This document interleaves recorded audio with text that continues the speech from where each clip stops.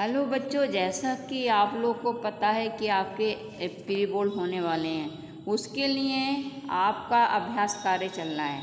तो मैं आप लोगों को गद्यांश का अभ्यास कार्य करवा रही हूँ। इसमें प्रश्न आता है कि निम्नलिखित गद्यांश को पढ़कर प्रश्नों के विकल्पों का सही चयन कीजिए।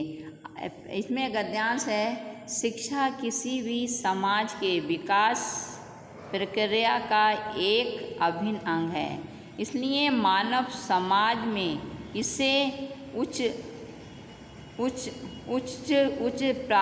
प्राथमिकता दी गई है। शिक्षा से तात्पर्य है शक्ति को ग्रहण कर मनुष्य द्वारा सही अर्थ में अपनी क्षमताओं का उपयोग करना, अज्ञानता के अंधकार से निकलकर ज्ञान के प्रकाश की ओर बढ़ना। शिक्षा द्वारा ही ज्ञान और अज्ञान के मध्य अंतर को समझकर मनुष्य सही शिक्षा की ओर बढ़ता है तथा सम्यक ज्ञान के प्रकाश में जीवन का सर्वांगीण विकास कर सकता है। परंतु जब समुचित विकास का मार्ग अवरुद्ध होता प्रतीत होता है, तब ऐसा समझा जाना तर्कपूर्ण है कि प्रचलित शिक्षा प्रणाली दोषपूर्ण है। ऐसी स्थिति में शिक्षा नीति में सुधार करना अनिवार्य हो जाता है। पाश्चात्य शिक्षा पद्धति का अनुकरण करने के कारण हम अपनी शिक्षा और संस्कृति को भूल रहे हैं और नैतिकता के पतन की ओर अग्रसर हैं। प्राचीन भारतीय शिक्षा पद्धति की सबसे महत्वपूर्ण विशेषता यह मानी जाती है कि वह नीतियों से परिपूर्ण है। नीति अर्थात सही दिशा निर्देश, ये मनुष्य के ऊपर उठने का व आगे बढ़ने का सबसे बड़ा माध्यम होते हैं। शिक्षा मनुष्य का सम्यक उत्थान करती है। नीति भी मूल रूप से शिष्ट आचरण का ही दिशा निर्देश करती है।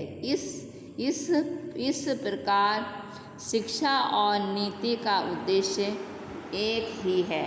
तो इसमें पहला क्वेश्चन जो आप लोगों को बताया गया है कि गद्यांश के आधार पर बताइए कि समाज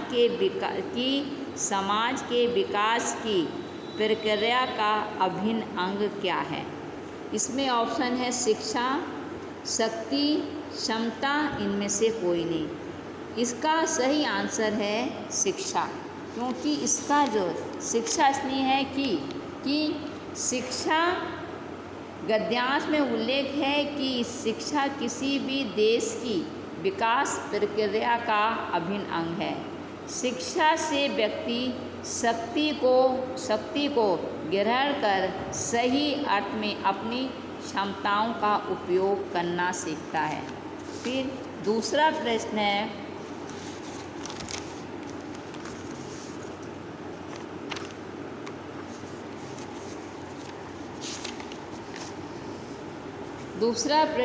कि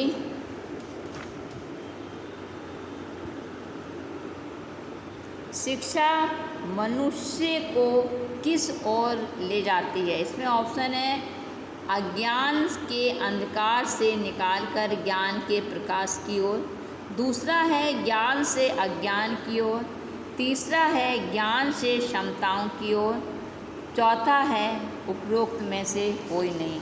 तो इसका जो सही आंसर है वह है कि अज्ञान के अंधकार से निकालकर ज्ञान के प्रकाश की ओर।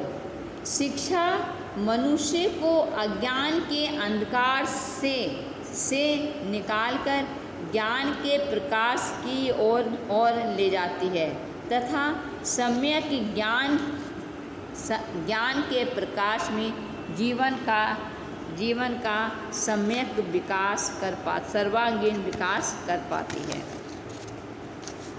इसमें फिर तीसरा प्रश्न है,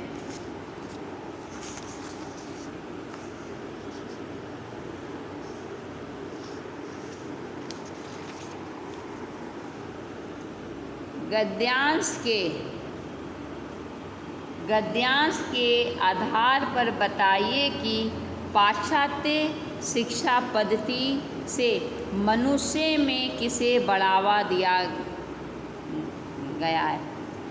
तीसरा प्रश्न है, गद्यांश के आधार पर बताइए कि पाश्चात्य शिक्षा पद्धति ने मनुष्य में किसे बढ़ावा दिया गया। इसके ऑप्शन हैं नीतियों को, अनुकरण की आदत को, पतन को, उपरोक्त में से कोई नहीं। तो इसका आंसर है अनुकरण की आदत को। इसका आप लिखेंगे कि पाश्चात्य शिक्षा पद्धति ने मनुष्य में अनुकरण की आदत को बढ़ावा दिया है, जिसके कारण वह अपने शिक्षा पद्धति व संस्कृति को दिन प्रतिदिन भूलते जा रहे हैं। इसका आंसर क्या है कि पाश्चात्य शिक्षा पद्धति ने मनुष्य में अनुकरण की आदत को बढ़ावा दिया है, जिसके कारण वह अपनी शिक्षा पद्धति व संस्कृति को प्रतिदिन भूलते जा रहे हैं। अब चौथा प्रश्न है,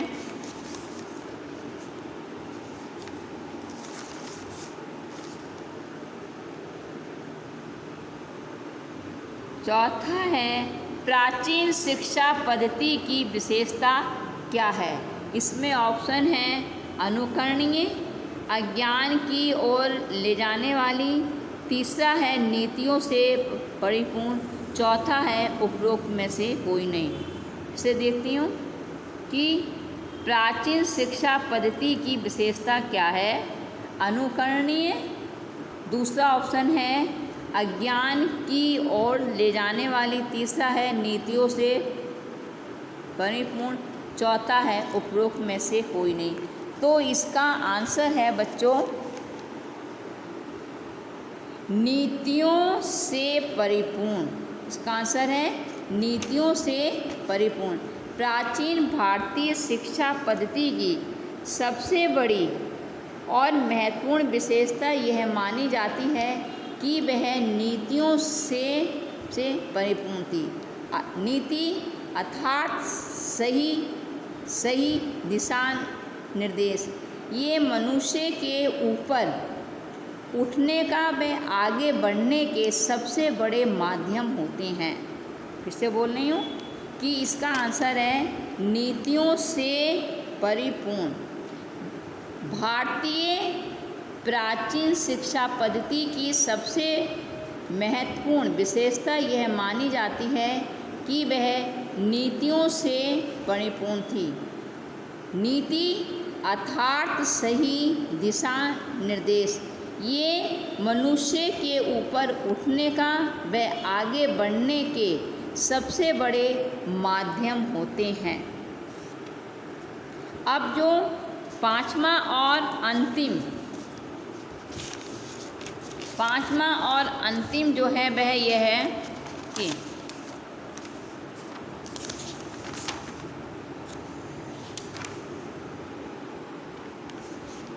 प्रस्तुत गद्यांश में लेखक ने किस विषय पे चर्चा की है। पांचवा प्रश्न है, प्रस्तुत गद्यांश में लेखक ने किस विषय में चर्चा की है। पहला ऑप्शन है भारतीय शिक्षा पद्धति के विषय में, दूसरा है पाश्चात्य शिक्षा पद्धति के विषय में, पांचवा है का और खा दोनों, घा है उपरोक्त में से कोई नहीं। तो इसका जो सही आंसर है, सही उत्तर है वह है का और खा। दोनों प्रस्तुत गद्यांश में भारतीय व शिक्षा लेखक ने भारतीय व पाश्चात्य शिक्षा पद्धति के विषय में चर्चा की है। साथ ही पाश्चात्य शिक्षा पद्धति के भारतीय शिक्षा पद्धति पर पड़ने वाले प्रभाव को भी स्पष्ट रूप से दिखाया है। तो इस प्रकार से बच्चों मैंने आज जो आपका सैम्पल पेपर का अभ्यास 29 मैंने समझा दिया, जो आपको अपनी उत्तर पुस्तिका में करना होगा। धन्यवाद।